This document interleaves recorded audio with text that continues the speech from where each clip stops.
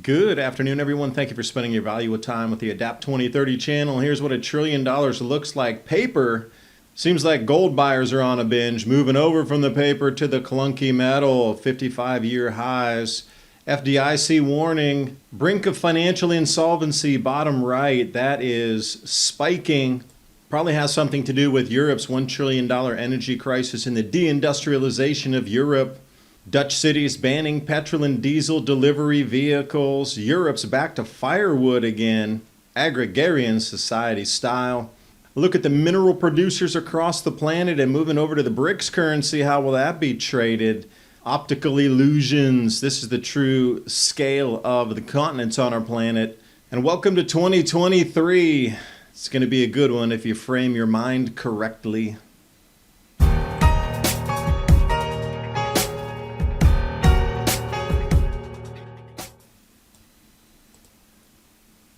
And continuing on from yesterday's video, World Bank putting us out the food inflation heat map. This is a little bit better marked. 5 to 30%. You're going to have agitated citizens asking for change when your food prices are going up 30%.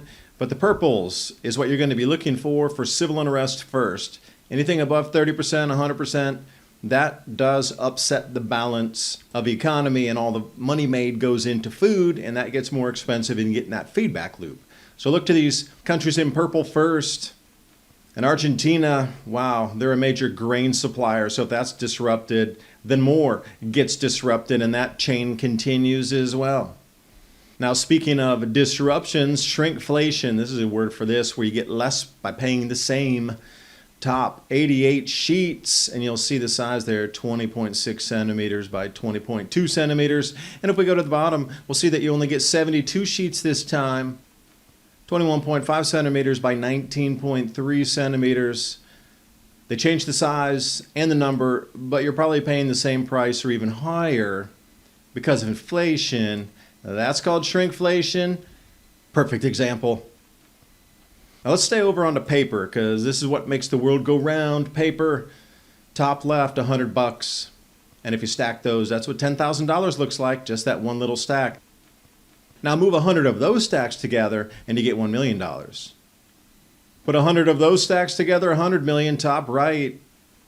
And if you put the simple equation, 1,000 millions is a billion. So if we already have 100 million, we only need 10 of those stacks to make $1 billion, bottom left. And you'll see right next to his foot, there's the million and there's the 10,000. Now here's where it gets interesting in the trillions. When you go from a billion to a trillion, 1,000 billions is a trillion. So you'd need 1,000 of those 1 billions. Then you could see where you're looking at a football pitch covered in money. Or we could jump down to Venezuela and see how the money has turned out after it had been hyperinflated and backed by nothing. Can you imagine a day when those were 100 US dollar bills on the table in front of you made into the same piñatas? Which makes sense why gold buyers are on a binge right now, highest volume in 55 years. Silver as well. I've seen a fair few articles coming out about COMEX getting drained and that physical metal not making it into any storage facilities in America, outbound, on a plane, after good delivery. Deutsche Bank, Citi, and Morgan Stanley are all forecasting another 25% plunge in the stock market. The only break in inflation is with a recession. Rich Dad, Poor Dad author Robert Kiyosaki said, "I believe the economy is in the biggest bubble in history." Kiyosaki bought more gold, predicting $3,000 an ounce in a year. Call the Patriot Gold Group today before it's too late. Patriot Gold Group has the no fee for life IRA, where your IRA or 401k can be in physical gold, and you may qualify for the no fee for life IRA. On qualifying rollovers, give them a call, 888-546-7020. Tell them Adapt 2030 sent you. And now on with the video. So the gold and the money and the hyperinflation and the wicked printing all goes together here. This is the FDIC quarterly report from Wall Street Silver. The brink of financial insolvency problem bank list. Right side is what you're looking at, those 4 bars going up and up. So I'm wondering what it will look like for the end of the year here. I would imagine a higher tick, but what if we go back 2008 and 9 is where you'll see that ramp up Fannie Mae, Freddie Mac moment again. Maybe that's the reason that so much gold was being purchased. And speaking of a trillion, see how I linked that back with the paper? Here you go, a trillion, so you can visualize it. Europe's $1 trillion energy bill. This is how much money has been pulled out just in additional energy costs in 2022. This doesn't take into consideration the pipeline that's not delivering natural gas to produce fertilizers any longer, or the complete shutdown of all industry across Europe, the de-industrialization. This is just about high prices becoming unaffordable. And they're talking about up to 2026 before anything nudges at all in this whole scenario here.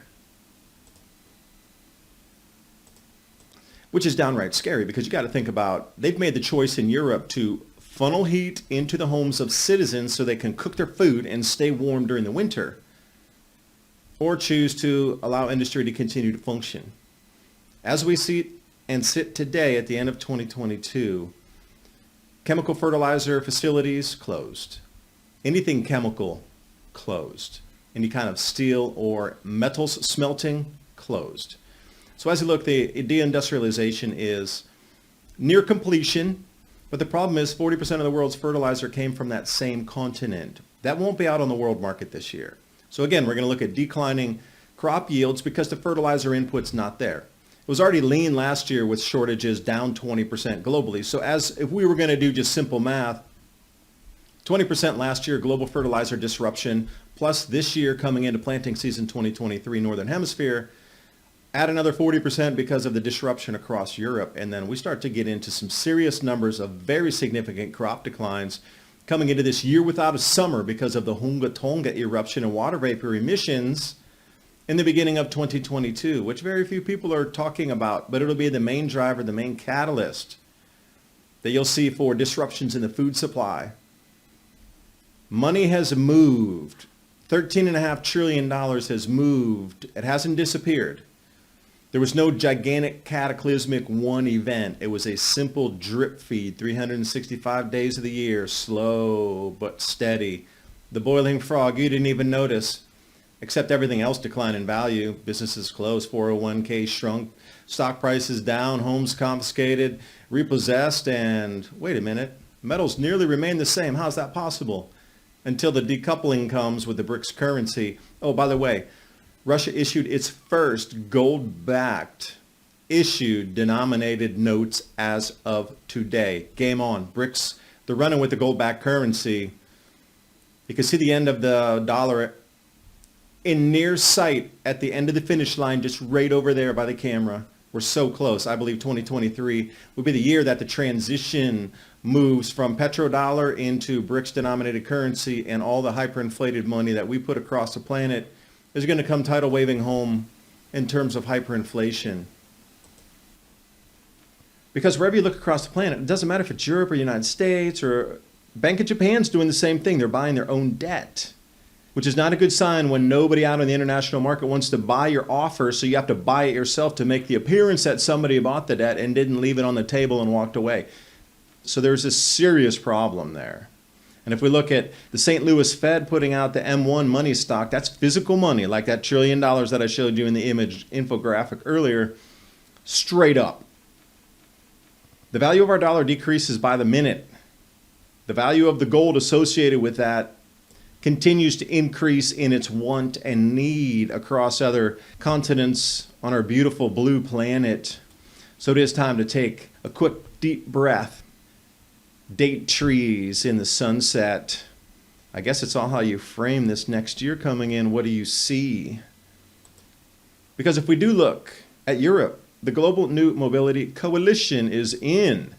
What do they want? The Dutch cities banning petrol and diesel delivery vehicles. They want to tackle air pollution. That's noble. And also chasing the boogeyman. All vehicles must be electric from 2025 if they want to deliver into the cities. But currently there's not enough electricity for industry. Don't know how that's going to work. 14 cities across the Netherlands are going for this. Blackouts at the recharge stations. Europe stockpiling firewood as energy bills soar. Old school German firewood prices 86% up in the year. Bulgaria doubling its wood prices. Switzerland, relatively tame inflation, up 26% in a month. Forests are being stripped, and the burning also emits more particle pollution, absolutely, than it does for road traffic, and more than fossil fuels. Yeah, because that natural gas is burning pretty clean out of that stack. Water vapor is the byproduct. So let me ask you, what kind of world is it where we're moving back to wood in a very advanced industrialized continent? Not coal, wood. That should go the other direction. We started with wood in the 1600s. Now we peaked out and we're going back to wood again. But see how quickly it happened, just a single year. Back to wood. Now think about the rest of the world. They're already at wood in many developing nations, cow dung, etc. for fuels. But to take a fully developed nation, state, intertwined trading block and force it back to wood burning, what do you think is going to happen? There's going to be all kinds of emissions. And then suddenly, from this point, here's where it gets a little interesting. I'm wondering what will be said about those emissions and what types of legislation will be put in, and if there will be a stoppage of it because it reaches a certain threshold. And then we really will see where they're telling the citizens, no, you can't even heat your home or cook your food. Then, showtime. And speaking of that, who controls mineral reserves across the planet? That's also involved with the new BRICS currency. Gee, let me look. Almost all of the largest players, Brazil, South Africa, China, Russia, India. I do see a few Western aligned powers in there, Canada, Israel, the EU. Otherwise, if we're going to want to play in this space, we're going to have to come up with a gold-backed currency or have something backed by natural resources to exchange or pay for it. That's what BRICS is all about. Precious metals and resource-backed currency. There's an asset behind the note issued. But since we're talking about global interconnectivity here, let's take a look at this map. This is the true scale of continents versus a lot of maps that you see. So the true scale of the continents, Africa is far larger than North America. So if we look at the amount of resources that could be extracted out of there, in addition to the trading bloc now moving to gold, precious metals, and resources to give value to their currency along with South America, it's almost as if we're going to be stranded on an island. So let's stay over to energy again. I like this topic here. Financial Times putting this one out. Decline of coal and natural gas surpassed by solar, photovoltaics, solar panels. Awesome. And hydropower is declining, yet wind is increasing, but hydropower is much more reliable and steady than the wind. Just saying. If the coal and natural gas are declining and there's one replacement, solar PV, that's already a negative there. We already know that we're going to be losing 30% of the world's power if we go and continue this direction. What happened? We need a second alternative. How about magnetic motors powered on Tesla technologies using the Earth's magnetic field? Different types of microhydro instead of these giant white elephants that are paid by the billions in countries that siphon funds away. We have to have two replacements if we have two declines. You can't have two declines in one single replacement that's semi-reliable and expect to have the same productivity on our planet. Just not possible. And for all of you out there, Happy New Year. It's going to be an exciting time as the changes that some of us want, see, and think can make this world a better place if we work in unison can happen in our lifetime. Now, as we move into 2023, you have your goals. You're going to have to grasp those and then get a plan from point A to point B. There's nothing more powerful once you get that laser focus on your goal, and nothing will stop you from completing that. Nothing will stand in your way from going to there. If you say, my goal is to prep this year, that's too general. You're going to have more of a detailed list of what do you need, how much do you need. If you don't have the funds, then you're going to have to think about, well, how can I budget that or create more money out of thin air? Think and Grow Rich, for example. Pull those resources to you and then expend those on what you had in your plan. There's nothing more powerful in the human mind than your thought and your never-ending drive to accomplish a goal.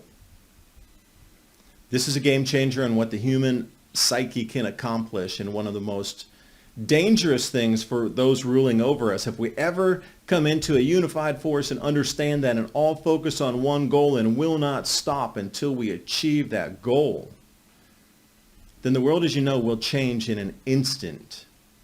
Like I said, there's nothing more powerful than focus on that goal and holding that goal in your vision, in your mind. So I wish you the best in 2023. And you can look at it any way you want. There's a lot of danger, I admit, but there's a lot of opportunity also. And if you have a game plan and a roadmap on how to take advantage of that opportunity to help people live better lives, solve people's problems, doesn't matter if it's corporate or if it's an individual, doesn't matter. But if you look at it and reframe it again, whether it's buying the building or seizing the opportunities in 2023 while things collapse around, it's all in your mind. It truly is. And one of the first things you're going to want to think about is storable foods. Give yourself the peace of mind knowing you don't have to wander into the chaos. My Patriot Supply and Adapt 2030 3-month emergency food supply. And please join me every Thursday night, 10 p.m. to midnight. Ransom, Godwin, and myself, 2 hours at a time, uncensored, Rumble on the Adapt 2030 channel, Mini Ice Age Conversations podcast. It's all about joining the conversation in the chat box, in those different venues, so like-minded people can compare notes during the conversation. Please join us. I do thank you for watching. Hope you got something out of the video, and I'll see you next time. Bye for now.